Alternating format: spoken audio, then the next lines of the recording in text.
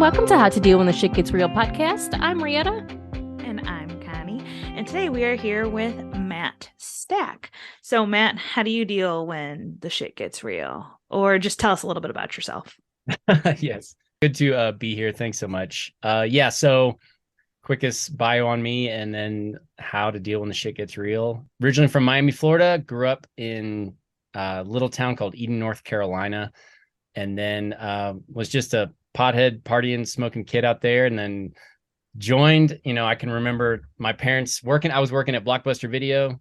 And oh my God, Blockbuster. Those are the days. This was GoldenEye N64 days. So this was God. I was in heaven. Mm-hmm.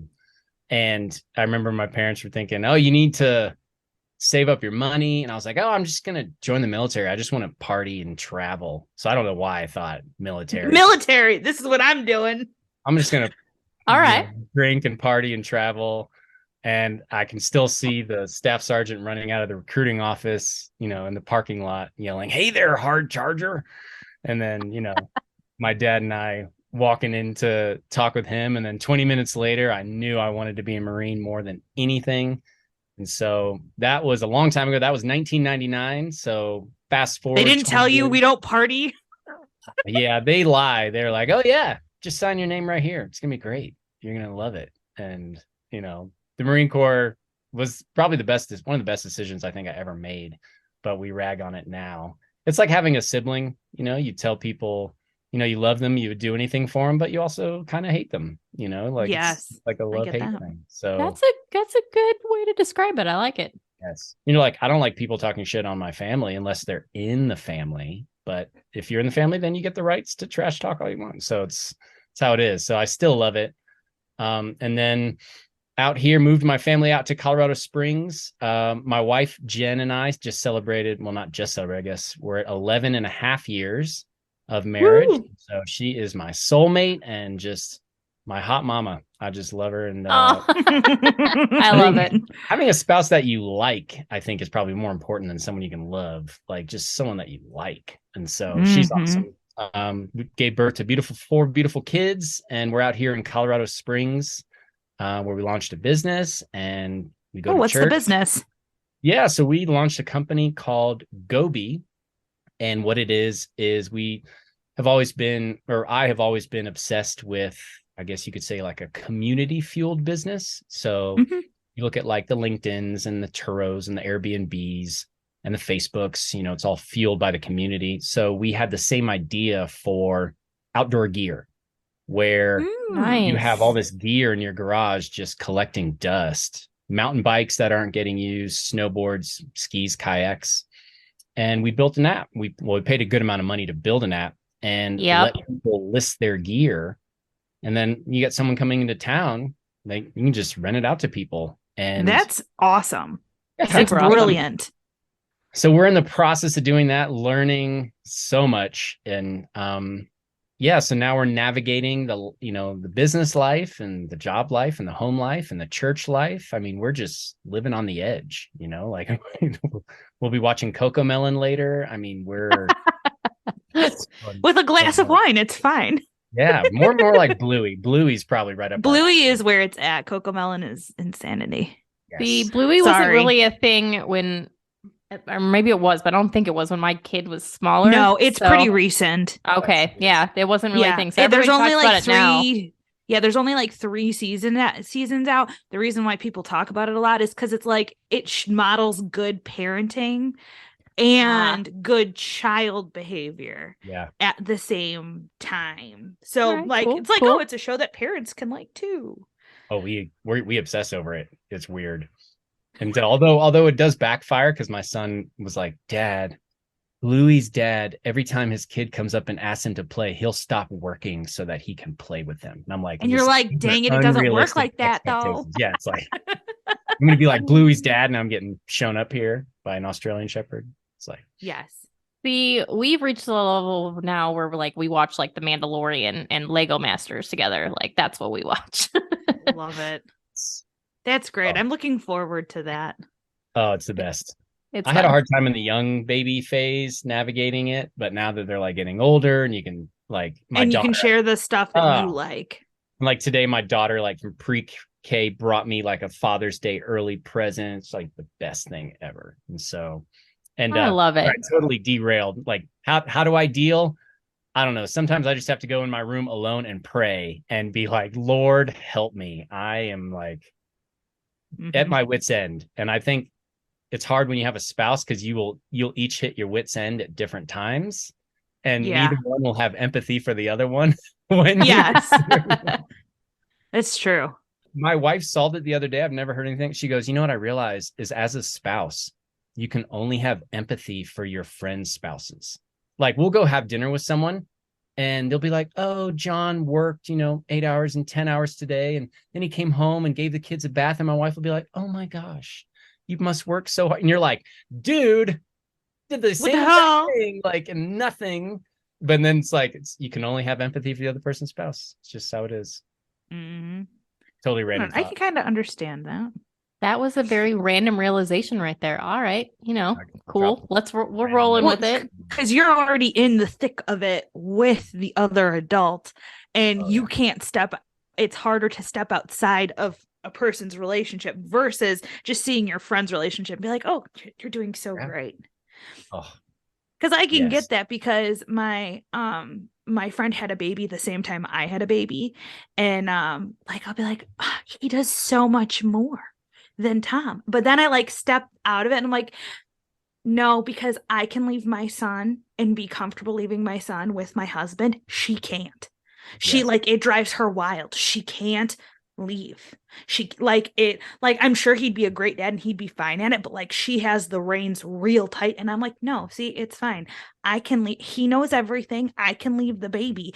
And like next weekend, I'm gonna go to my friend's birthday party and it's fine. So I was like, no, Connie, don't even have those thoughts because you're wrong, actually. That actually sounds it takes minutes to do that. That actually sounds more like a her problem than a him problem. It is. It is. But I was like, don't get down because they're different relationships. Because I'm letting him have as much responsibility as I have. I'm not like, nope, I have to have control of everything.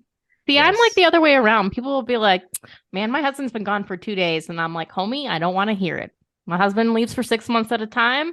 I have no sympathy for you. That's the truth right there.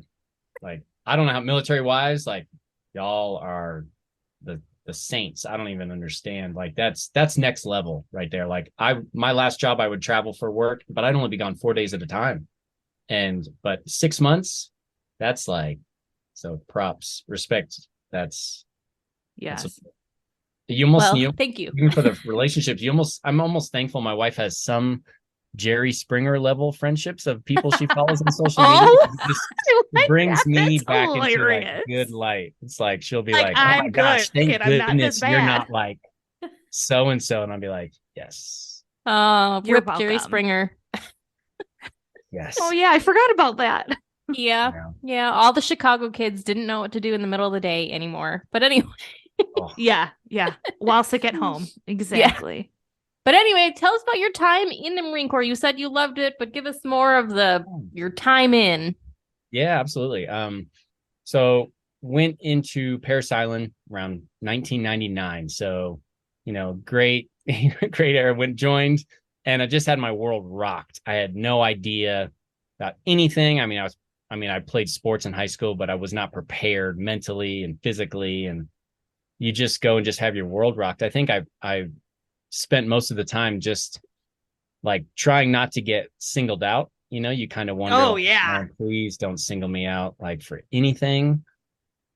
But I can tell you, I had a lot of people betting against me when I joined. I remember, I think I told you all, my high school like busted out laughing when they announced my name that I was going to join the Marines. And then I remember going to the thing where you do the doctor, you sit in front of the doctor and you have to do all the jumping jacks.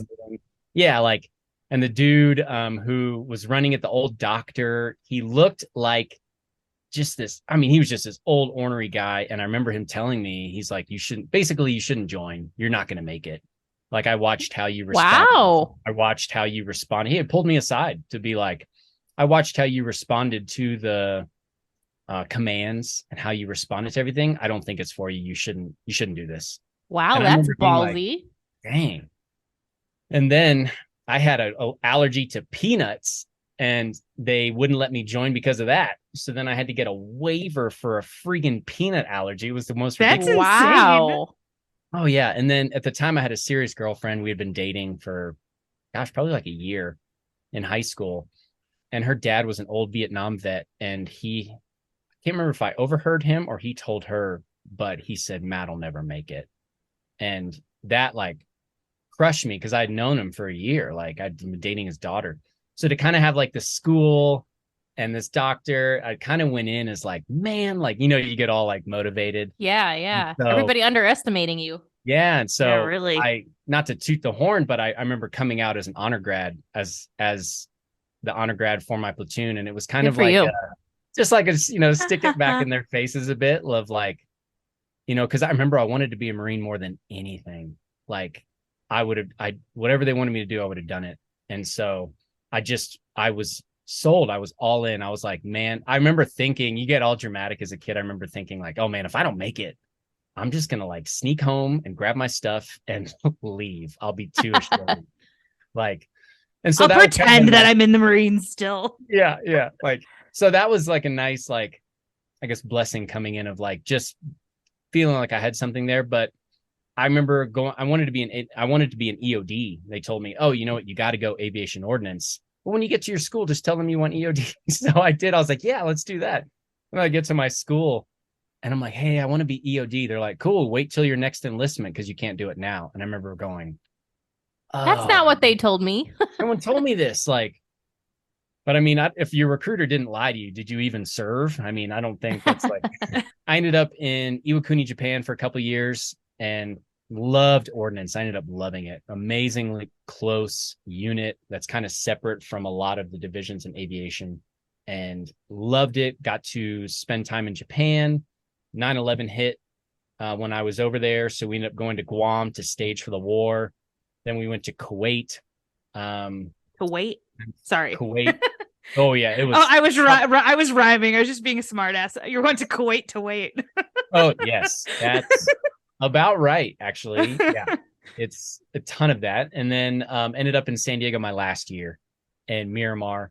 And I'll be honest, I felt like I was a little out of my league. I'm not very like technically minded, and I think there's a lot of aspects of my job where I was really insecure, and I was trying to fake it. And I was trying to be something that I wasn't. And I didn't want people to know that I didn't know what I was doing, that I didn't understand a lot of the technical aspects that other guys in my unit did. So there's a lot of insecurities and things that came up that I had to navigate, and leadership aspects I had to learn. Looking back now, I wish I would have done some things differently because, gosh, I was just so young and dumb. But your recruiter lied. And my recruiter lied. So yeah, like, and I never even saw the dude again after I got signed up. Of course not. Yeah, like, so long of it short, I ended up in San Diego my last year, and I wanted to stay in Japan for my final year. And my gunner at the time was like, no, because at the time I was dating this girl. She was like a Brazilian Japanese girl who was going through orthodontics school. Yeah, she was a beautiful girl. Like, she was going through orthodontic school over there. Like, we had a great relationship, like a serious thing going. And my gunner was like, yeah, no, you're not staying here another year. You need to see other parts of the Corps. And he sent me to San Diego. And I remember being like devastated, like, oh my gosh. And then ended up falling in love with San Diego. Got out in 2003 and didn't know what I was going to do. And I remember just looking back at all the places I've traveled and the things I'd done and the people I had met. It was one of the best decisions I ever made, was joining the Marine Corps. I would do it again in a heartbeat. How did you end up in Colorado Springs then?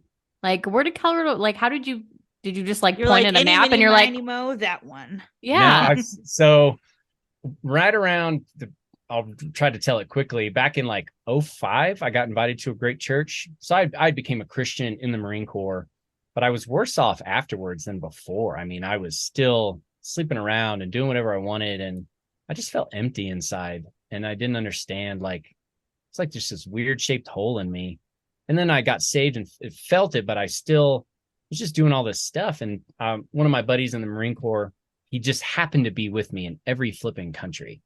Like, and he was like a big Bible thumper, and he was always wanting me to hang out with him. Even when we went to Australia, I wanted me to hang out with him, but I wanted to go to the bar. And then we ended up, in Kuwait, and we're in Japan. And he said something to me one time, and he said, Matt, he said, he goes, God is chasing after you. And I'd never heard anything like that before. Like, I'd never heard language like that. I didn't understand, because I grew up Catholic. So I was like, God is chasing after me. Like God wants me. And he said, you keep trying to do this Christian thing on your own, but you got to remember, like, a Christian is like a piece of coal, and it can burn and get on fire for God, but it'll only burn so hot. He goes, you have to put that piece of coal around a bunch of other pieces of coal so that they can make a fire that nothing can get close to. He goes, you need fellowship. You need good friends. And he was right. I was just alone, and I was a hypocrite. I would like try to tell my friends while they were living wrong, and then I'd be out doing the same thing. And it just didn't make sense. So I ended up getting invited to a church around 2005 and just fully gave my life to Jesus, and was like, all right, I'm going to do this thing full force. And it was what you'd call a spirit-filled church. So they were really big in like the Holy Spirit and miracles and gifts. And I watched things I had never seen before, like an exorcism, or watching my friend be healed on the operating table, like from something that just could not happen. And I saw miracle after miracle. So it just started to be like, man, is this shit for real? Where you're like, is this real? This is real. Like, and at that time I had a vision of Colorado, and living in Colorado, and being involved politically in Colorado, and all these things. And I couldn't shake it. It was like in my spirit, it was embedded, but it just wasn't the right time. So at the time I just let it die. And I decided to serve in that church for almost 12 years. I was there for 15 years, but I decided to serve. And shortly after that, I met my wife. We even became pastors at one point. I mean, we devoted, but right around the easiest way to summarize it, I can remember being in California. And for some reason, I just went, you know what, babe, I need to go buy some ammo. I don't know why. I feel like I need to go buy some ammo. So that sounds like Tom every day. Yes. I was like, I don't know why. I mean, I've got ammo, but I need more. I can't shake it. I need to go get it. So I went to go look for ammo, and I didn't realize they had passed the new law, because when we got there, they wanted us to do the background check for the ammo. And because we weren't in the system, we had to pay extra to be entered into the system. So you had to pay to be entered into the system, pay for the background check, and then pay for the ammo. And my father-in-law and I were like furious. And we came home, and that was like the catalyst where we'd be like, you know what? Let's start looking. Like, where are they not going to make my children like get vaccines? That's all. I won't go down that road. But like, where are they just going to let us do whatever we want? Where are we going to have freedom? Where can we own guns? Less government, more freedom. Yes. And I had already had that vision in Colorado, and we decided to take a road trip in April of COVID 2020. And on the road trip, we bought this house. Nice. And so it's like, we were like, okay. Was meant to be. We had coffee across the street with our friends. They're like, did you know the house across the street's for sale? Like, no. And so we got That's crazy. See it before anyone had put an offer. It was just amazing. So Colorado's been in my heart for years, but I'll be honest, the moment we moved here, we changed our license plates. I was like, man, if they know we moved here from California, they'll kill us. Like, so yeah, sorry. I go off on a little. That's hilarious. Oh, that was awesome. I feel it. Also, my husband cannot listen to this podcast because he's going to be like, honey, I felt the need to go buy ammo. Listen, I had this vision about moving to Texas and owning land and horses and cows. Like, yeah, no, exactly.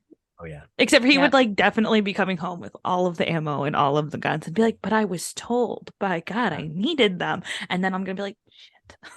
It's like shoes. It's like, if we're going to put on stereotypes and, like my wife could like own 800 shoes, but everyone has a different, no, that is my husband. He will tell you all of the purposes. And then he'll be like, well, but this isn't my gun. This is for our son. This is for our family. And I'll be like, okay. That's a good idea. The family gun. That's a really good. And then you can put it on the kids.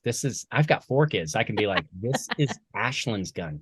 Or if it'd be like, she's 2. That's literally what he does. But imagine what it'll be. He was like, no, I bought this gun for Theo when he was born. And I was like, He's a baby. He Yeah, I need to doesn't talk to need your a husband. gun. What's his name again? Everybody wants to talk to my husband, and I it's love it. Thomas. Tom love it. Maslin, TJ. You can find him on on Instagram, and you'll just see a bunch of gun stuff Every and time random I think I photos need of me more and my guns, I'm baby. like, I need more guns.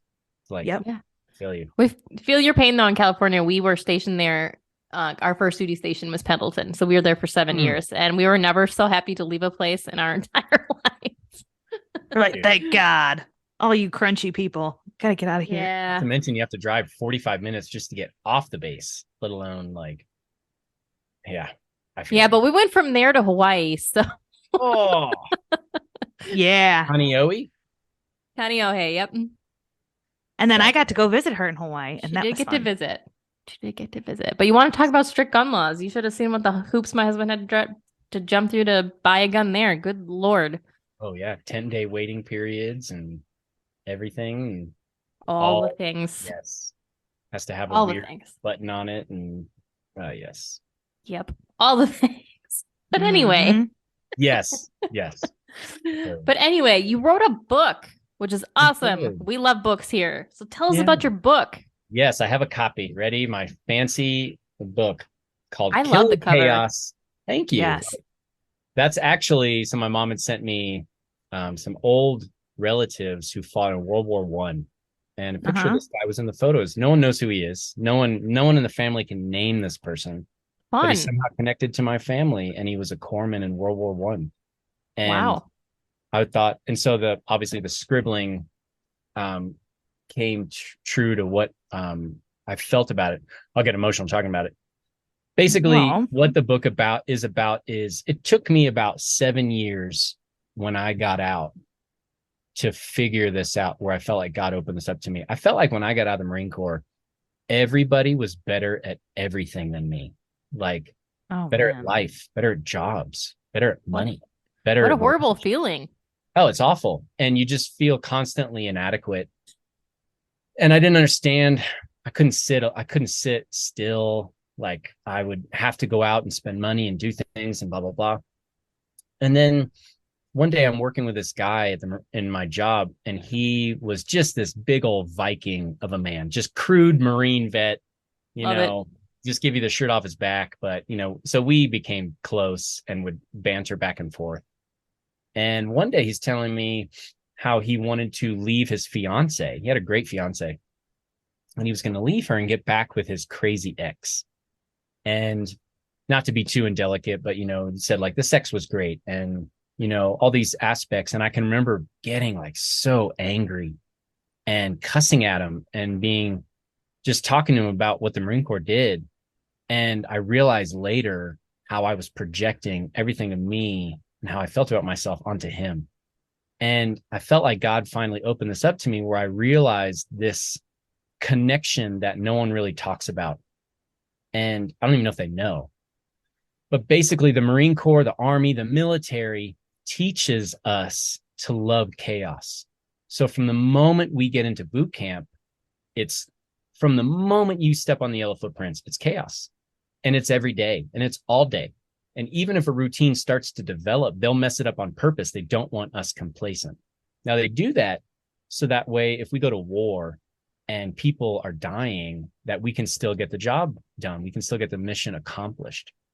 But the problem is that when guys get out, they'll be so addicted to a life of chaos and things going wrong that they will start to subconsciously sabotage their lives. So they'll end up in like a great relationship with someone, and then part of them starts to go, something's wrong. This isn't right. No, it's right. It's fine. But to them, they spent years in an environment where when things go wrong, you pride yourself on it. You're like, yes, of course things went wrong. But then suddenly you end up in a loving home, a home that's built on peace and love and laughter. And you'll just come in and stir it up and mess it up.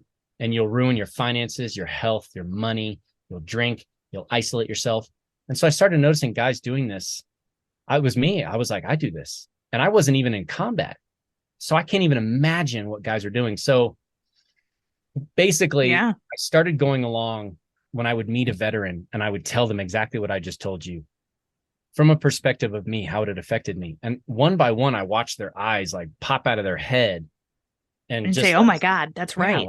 like did you just like peek into my life? Like, I don't understand. How do you know that? Mhm. And guys would start to connect it to their identity. They'd go, well, this is how I'm wired. No, it's not. That's not how you're wired. Oh, this is how I am. No, you're not. You're like, you start to say things like, oh, these civilians are fake.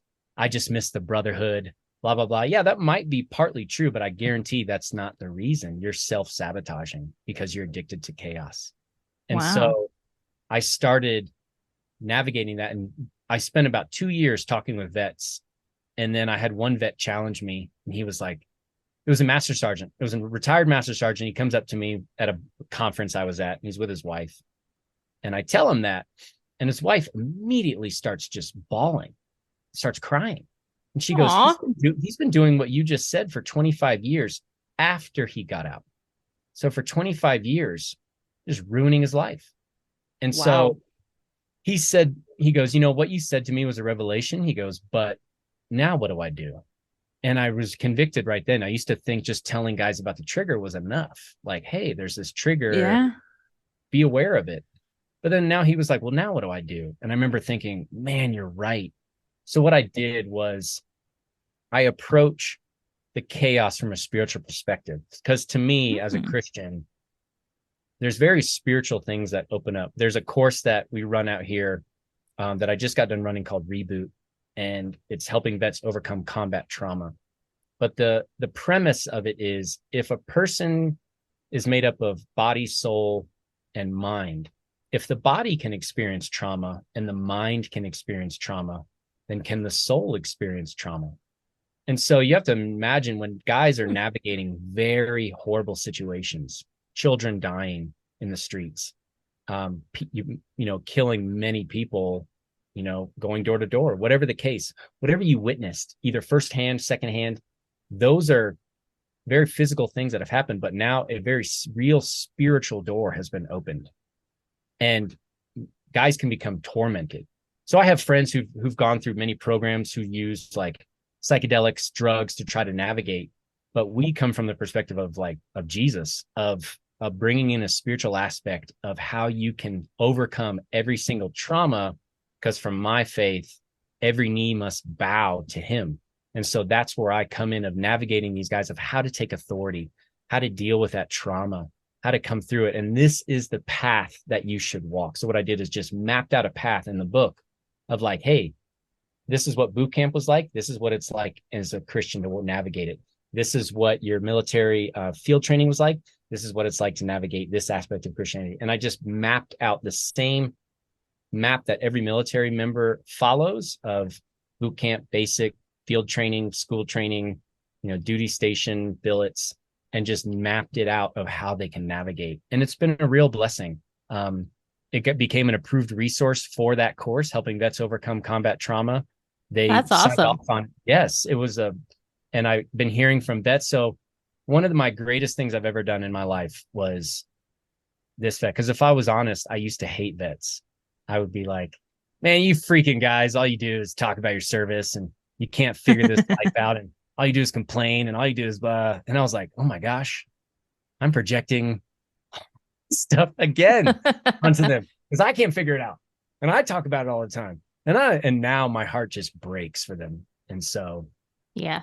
it's become, I'm giving super long answers to y'all, sorry, but that was No. Oh, long huge answers are passion. good. We like long answers, because Good. then Actually, I really like the development of it, actually. Like, it makes yes, a lot of sense. But honestly, I'm like, you could just write a book about the trigger. Yeah. Like, you know what I mean? Like, it could have been like novels. Just the trigger. Yes, it Yeah. was.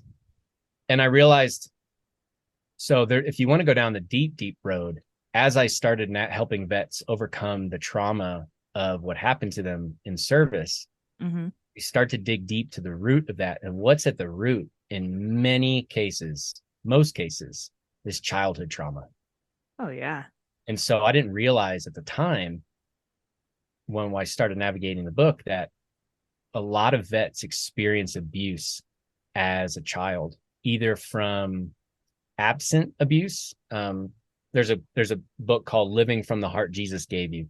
where it navigates trauma from two perspectives, like an absent trauma and an extreme present trauma.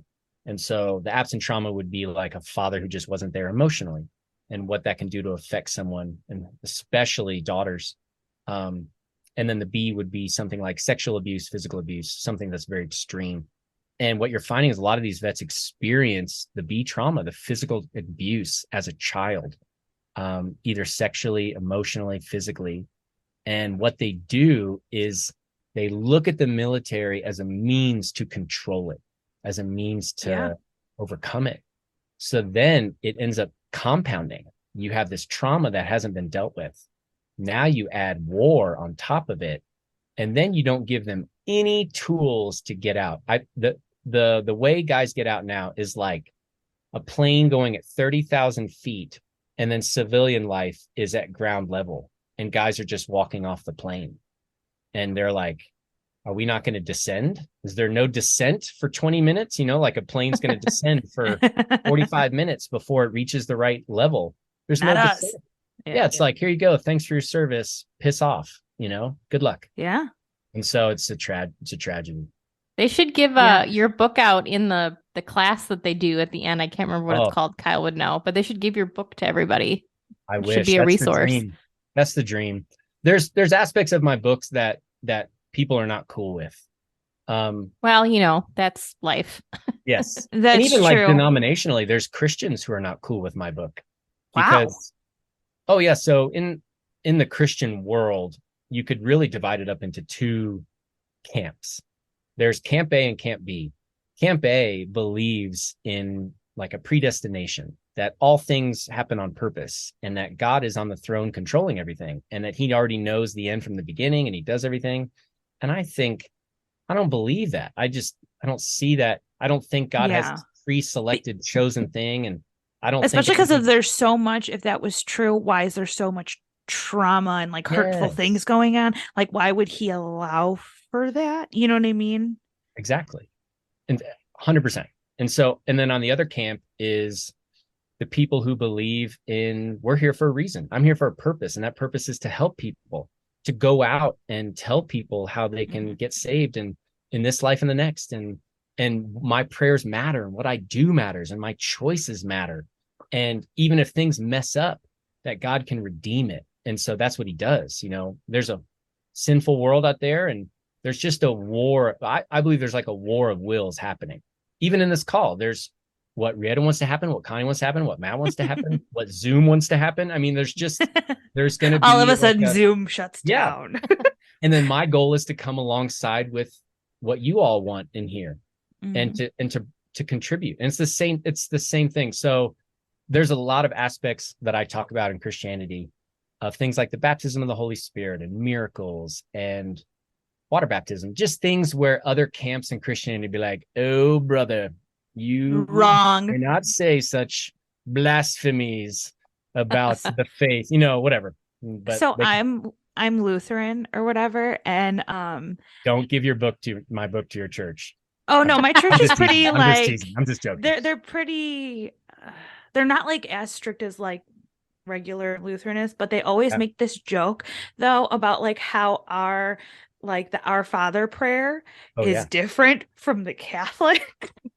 It's like I think he even made like that joke in the middle of my wedding. I can't remember. That's awesome. But like our church is really funny actually. Like I really like my church because they're not as closed off as it typically is.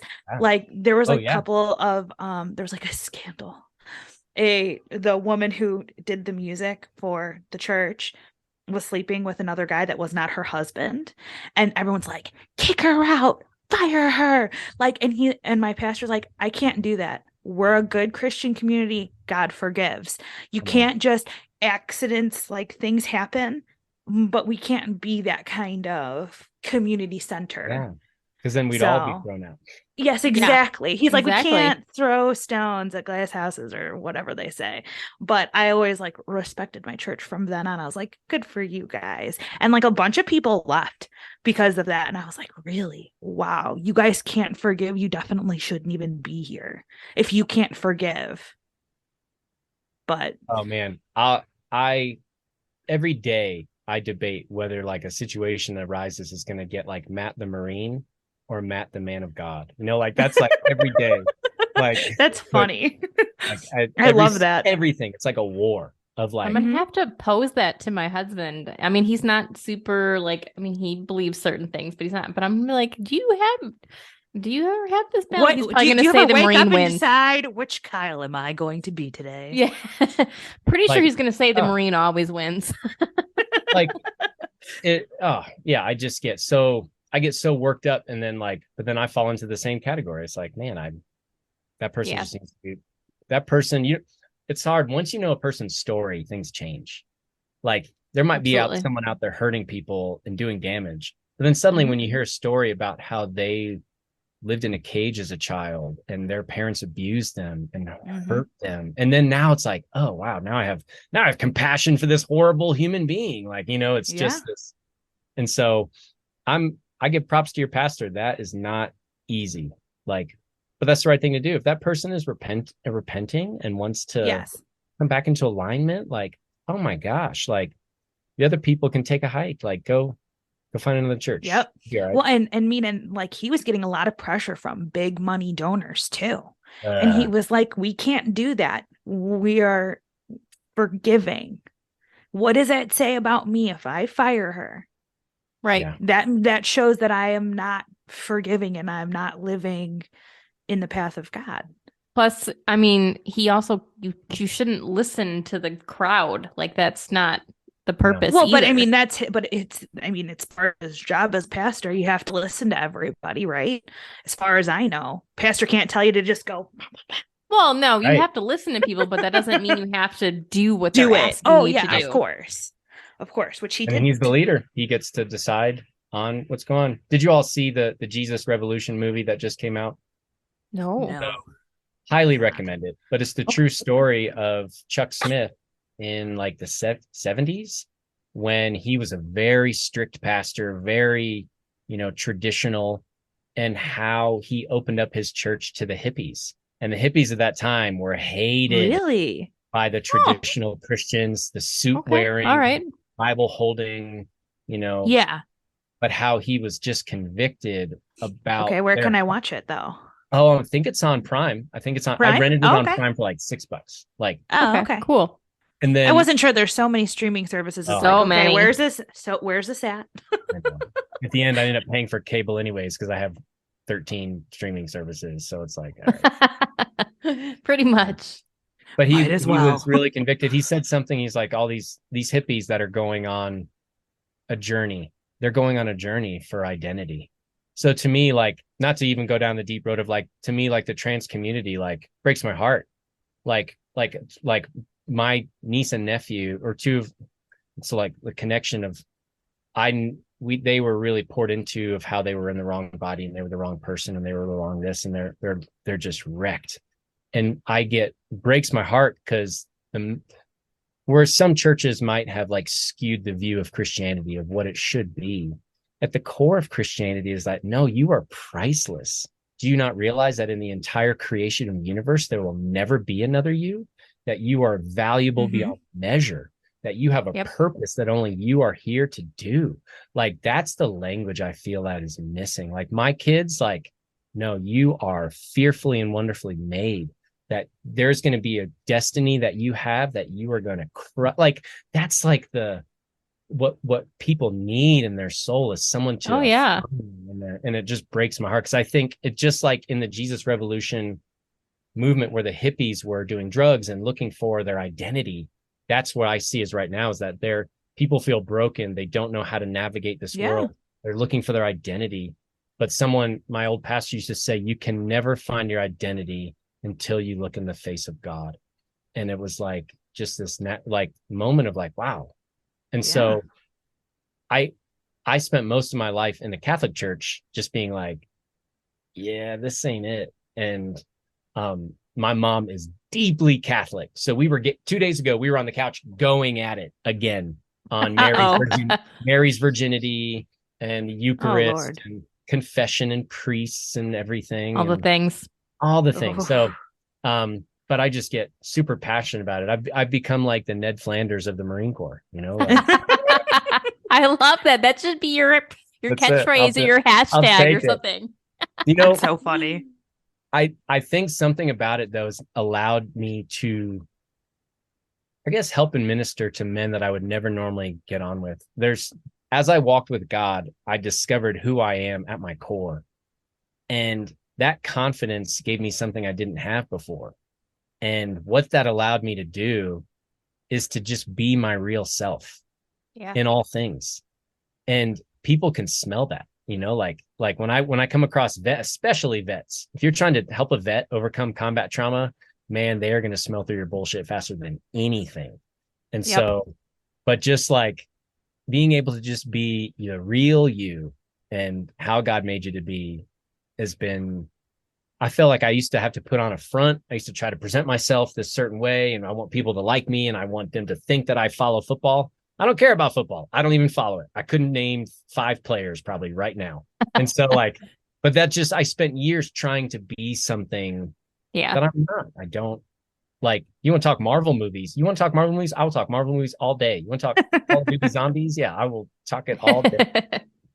But that's just where I think a lot needs to be talked about. So no, I think a lot of people struggle with that. And I actually just had a similar conversation with a writer friend of mine. She's like, oh, I'm writing this book, but I feel like it's already been done. And I'm like, no, it hasn't been done because nobody but you can write this version of it.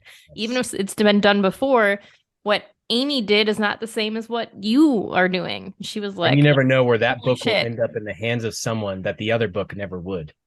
Exactly. Yeah. That's awesome. And what's the harm anyway? Sorry. Yeah. What's the harm? Yeah, exactly. What's the harm? I mean, nobody's going to be like, oh no, another book.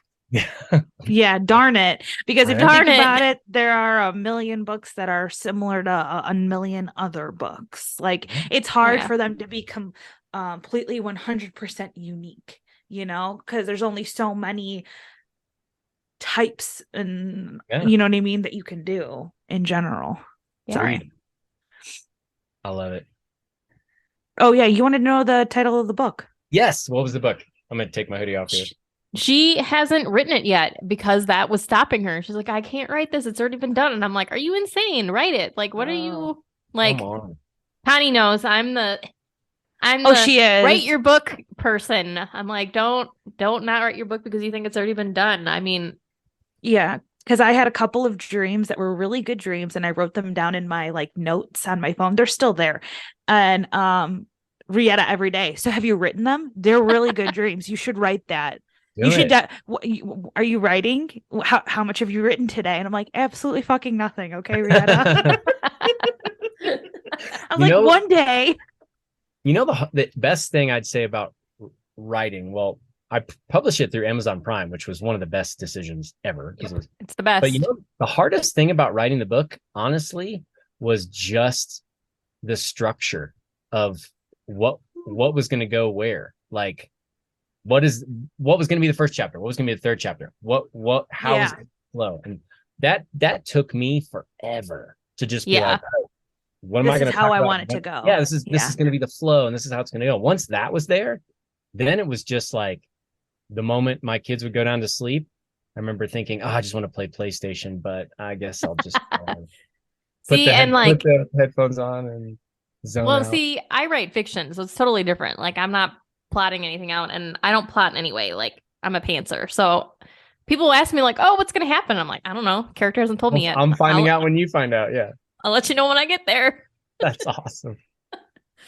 I actually have a really angsty veteran Marine right now that's going through the ish, and I'm like, he keeps giving me more, and I'm like, this book is going to be really dark, but it's all right. I can't wait. I love it. Yeah, maybe that was my problem, Rietta, is because I tried plotting it out and I didn't just let it like come to me, but then I was like too worried about like messing certain character traits up because it was going to be 3 books, and I was worried about like them intertwining too much, like confusing characters and stuff. So like I was writing everything down too diligently, maybe. In the end, it wasn't really coming to me when I actually went to sit down and write it. I could write out the plot of it, like kind of sort of like in bullet points, but like not the full book. If that makes any sense. See, everybody's like different. when I went to write, I was like, I don't know what I want to say anymore. I have friends it's gone. that plot out the entire thing from start to finish. Where like if I do that, I'm bored and I don't want to write it because I already know what happened. Yeah, So I'm like, never I thought of it can't like that. can't do that. So everybody's different. Some people plan it like to the T. They know exactly what's going to happen. This scene is here and that scene's there. Like, and I can't do that because then I'm like, I already know what happens. I'm tired of this. I don't want to write this. Yeah, that was me then, I guess. Oh. I've decided that was me. Maybe I'll try it again a different way. Yeah, same. Maybe one Anyway. Anyway, Oh. back to Matt now. I love it. so This is Matt. great. It's great. So Matt, about my tape. when you were talking about how like it comes from trauma from your book, like the catalyst is the trauma. It's really funny. We were talking to an Australian army vet, and he said, yeah, the biggest difference I've noticed is in your military, all these guys are really deeply like damaged and hurt. Yeah. You know, like there are a lot of people escaping and they're using the military to escape whatever trauma, whatever's going on at home. That's what they're using your military for. And our military isn't like that. And I was like, really? Wow. But when you said it, I was like, oh my God, we just had a guy on who was literally talking about this. Yep, we did.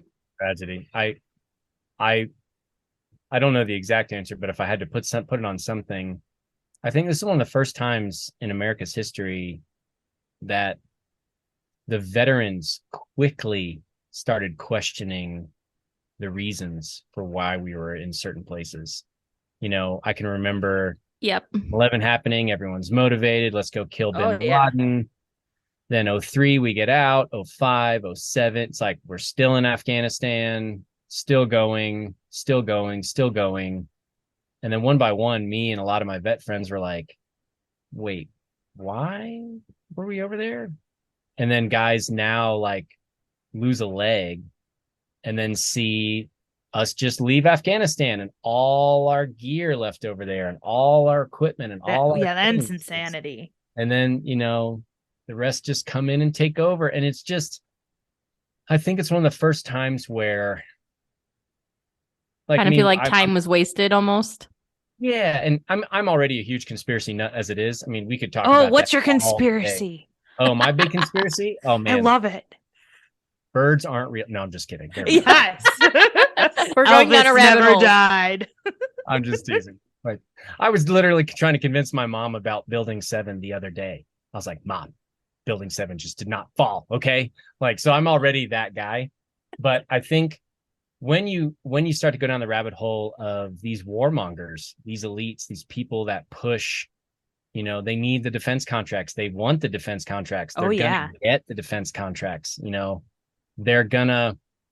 you have these lobbyists in place. You have a humongous machine that is going to boost the economy one way or another. And that is going to be through the easiest way we know how, which is war. And we're really good at it. And I think it's one of the first times that vets start to be like, nah, this ain't it. This ain't it. Like, they're not buying it anymore. And no, and I mean the proof is in the recruitment right now. Recruitment is, except for the Marine Corps, it is down in every other branch.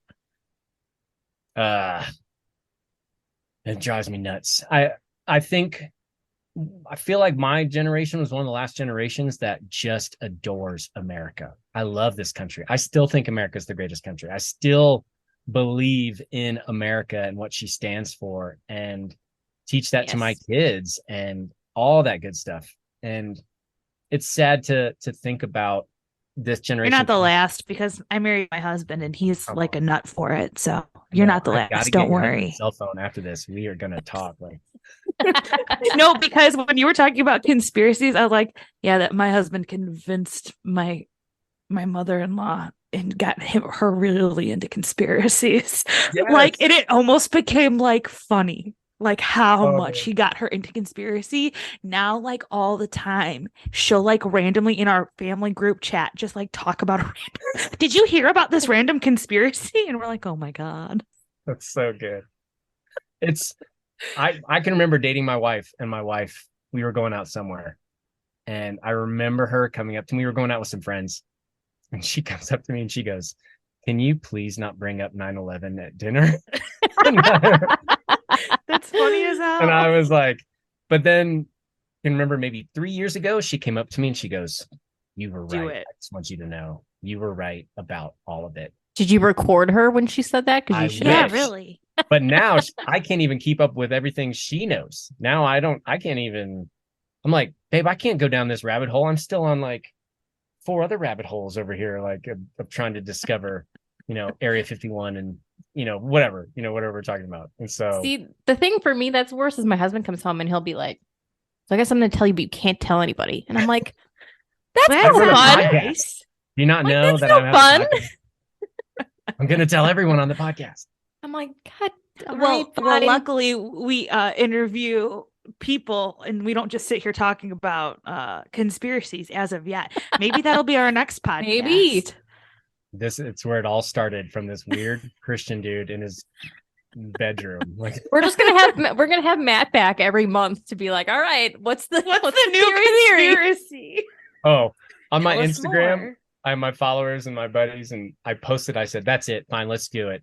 Name any conspiracy and I'll tell you what I think about it. And it just blew up. Everyone I was bet my it God, I did. wish I asking me could about see all that. these ones, and took me forever to respond, to be like, oh, well, I think this on this one and maybe Look not at on you that one. responding to everybody though. What a champ. I know. I wish I would have been your follower for that. That Oh, sounds it was great. fun. I'm tempted to do it again. Although, anyone who follows me, I have to go. Just be prepared. You're gonna get a post about my family, and then a post about the A conspiracy, and then my family, and then some food that I eat, and then a conspiracy. It's just Yes. there's no Little rhyme or God reason. sprinkled in there, it's all Yeah, a good. little God sprinkled in there, and then that's pretty much it. Do you have conspiracies about God? Conspiracies about God. Maybe no direct conspiracies about God, but definitely the Vatican. Okay. That's close enough. That's like Yeah. the brother, Oh man, my Like the guy faith next journey door. was interesting. I think going from a Catholic church to where I was at, in San Diego. I'll tell you, the moment I mentioned it earlier, but when the moment I saw my friend become healed from something, I think something shifted in me where Mhm.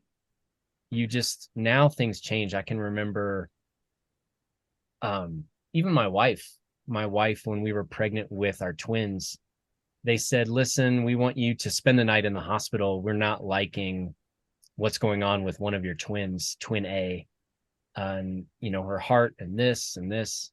And my wife called me. So what should we do? And I said, what did they say it was? I said, okay, well, now we know what we need to pray for. And I said, come home.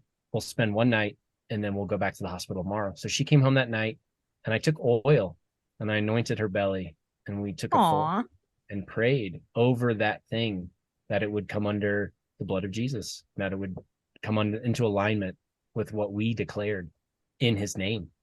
And we went back to the hospital the next day, and the doctor walks in and she goes, well, true story, almost verbatim, says, well, I'm glad you didn't listen to me, because your ultrasound now looks like it's from a completely different person. And Wow. she had no idea. She had no explanation, no nothing. And That's twins were amazing. born perfectly healthy. That is. I could sit here for the next 3 hours telling stories like that. I do at some point want to hear the exorcism story, because the horror person in me Yes. the spiritual person in me is both like, what happened? So was it like The Exorcist? I'll tell you. Is the question. 100%.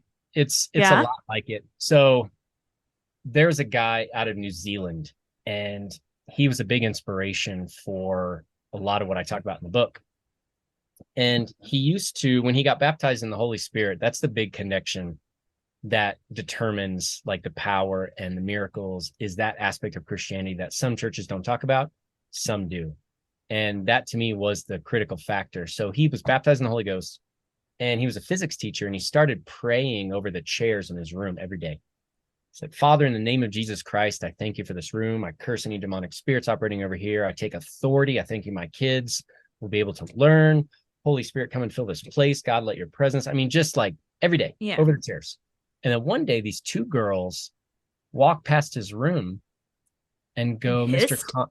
And they pretty much, they go, Mr. Connell, why is it every day we walk past your room, our bodies just start trembling and they start shaking? What? And he didn't understand at first, but he realized that he had created an environment where the presence of God was coming into it. He was creating. Yeah. And when these girls had these things attached to them, were walking past, they could recognize the presence of God and became terrified. And it Wow. manifested through their bodies. So he began his ministry after that. And I can remember him coming to our church, and I went up on the altar to get prayer, and my friend went with me, and him and I both were interns at our church. So we're basically like volunteer working at our church. And him and I both come up to pray, get prayer from this guy. And he comes and he stands in front of my friend, and my friend loses it and tries to punch him in the head. And it took six people to hold him down. Six people hold him down. His face started like contorting. And I remember looking over at him. I remember like I had my hands in the air. So I remember just going, it's not like, me. I didn't do it. Like, what the heck is happening? And his face was contorting, and he started whispering, help me. And it took all these people to hold him down. And obviously the guy just took authority and prayed over him. But there was one that I remember sticking out of a lady who used to come to our church. She was a lady who had helped us buy our ring. She was always put together. She was always hair done right, everything, older lady. And I remember he came in and he went to pray for one woman. And when he touched her face, she started writhing like a snake. And he said something to the effect of like, Jesus is going to set you free. And she either cursed, but this voice came out of her that I'd never heard before. And it was like just this. And then the lady, when he went to pray for her, this lady who was put together all the time, fell on the ground. And I've never seen someone convulse the way that she convulsed. And this is someone I saw her all the time. It was never like that. And it was like that through the whole room of people just losing it, like these things. And so where I can tell you this is the difference is before I became a Christian, I would watch a horror movie and I would become scared. I would become frightened. I would be to this place of like, ooh, I don't want to like piss off the ghosties or whatever. Like I'm just gonna stay over here and just mind my own business. And I'll leave you alone, you leave me alone. That was kind of like my thing. But then suddenly when I became baptized in the Holy Ghost, there was like a new level of Christianity where suddenly they were terrified of what I had. It's like when I walked into a room. So I can remember being at a dinner with these guys one time, and they were all of a different denomination. They weren't really down with the way we believed. But I said, you guys don't get it. I said, when I walk out of this room, when I walk out of this restaurant, everything is subject to me, not because of I'm boasting, but because of identity. You understand, as a Christian, you're not just saved. He's not just your Lord, he's your Father. And as your Father, you can come boldly before the throne of grace. And that means wherever you go in the kingdom, your voice carries the same weight as the king. It means when you speak, they see you as the king's son. It means that we're not just going around. And suddenly I realized that they, meaning in the demonic world, are terrified of us when we have him. You know what it's exactly like? It's exactly like the movie Monsters, Inc. Monsters, Inc. is Christianity. Yes. To a core. The snake followed Boo around everywhere, and she was terrified. She was terrified until suddenly she came to the realization she didn't need to be afraid of the snake anymore. And that's when Sully snatched it up by the throat. And it's a great movie too. It's a great movie. One of the best. And he goes, classic. Oh, she's not afraid of you anymore. And so, not to go down a huge tangent, but I witnessed a ton where you go, wow, this is real. Like, this is not just something we talk about anymore. Now I can't hide from it. And it suddenly became exciting. Sorry. Well, No, I And mean, thanks for I coming like on it. TED Talk. Yeah. I mean, scary movies are pretty great when they do the exorcism. What was it? Was it Last Rite? I can't remember. Oh, I can't even Anyway, do it. I won't even do it. So I'll tell you a quick story. I love them all. I watched some Ted Bundy thing with my wife. Oh yeah, those Yeah, are I some good watched it. ones. Oh, but for us, I can remember putting my son to sleep and something fell off in the room. I remember putting him down, going, something's wrong. So I remember just kind of praying. And I came back in the room with my wife and she said, we finished it and it was awful. We're talking about this atrocity this guy did and everything. But we get done and my wife just goes, she goes, can you just pray over the house? I just feel like I need to pray. So I did. And the next morning, my son had a dream and he came up to me and he told me that he had a dream where in the dream, these monsters grabbed him and they threw him into a prison and they were punching him and kicking him and they wouldn't let him out of the prison until he gave the password, which was 666 to get out of the prison. What? Wow. And I realized how convicted I was right then of how I allowed this thing to speak in faith in my home. I gave it authority. I put it on and let it to speak everything it wanted to speak into my home. And now a door was opened I gave it. It's like the Lost Boys, like when the vampires are outside and they're like, they can't come in unless you let them in, that's what it was. And so I realized then we had to pray over the home. And then I just became, don't get me wrong, we've watched plenty of crap where we're like, it's borderline. Maybe I'll pray afterwards, you go down that road. But I realized just how real the spiritual world is and how when I traveled for work, when I go to a hotel, if I do not pray over that hotel, that room, and that bed, I have the most graphic, disturbing dreams. Oh God. He's like waiting for you to let your guard down. He's like, yeah, it's not on it tonight. That's crazy. There's an Army Ranger. Oh, go ahead. I was just gonna say I relate to that because like I said, we lived in Hawaii and Kaneohe Bay, obviously a lot of ish happened there. A lot of stuff with World War II, a lot of stuff with spirituality, bodies were moved around. I slept like shit the entire time we lived in Hawaii. And it didn't really hit me until we moved here. And I started sleeping like a rock. And I was like, something was happening. Yes. In Hawaii. And I told like my husband the other night. but the opposite. Yes. I told my husband, I was like, I don't know what it was. I don't know if it's because all this land was disturbed. Because there's literally still, like, you can find teeth in the sand and on Kaneohe Bay from World War II. So it's like, I told him, I'm like, something was happening because I've never slept bad really in my entire life. And I could not, for the life of me, sleep in Hawaii. Yes. I have a friend of mine. He's a retired, Army Ranger. And we talked a lot about my book. I gave him my book months ago and rocked his world where he said, man, he's had things like physically encounter him, like spiritual forces, like where he's encountered it in the room, knock him over, that level of like attacks and things. And we talked a lot about how we navigated, and a lot of it stemmed from different places.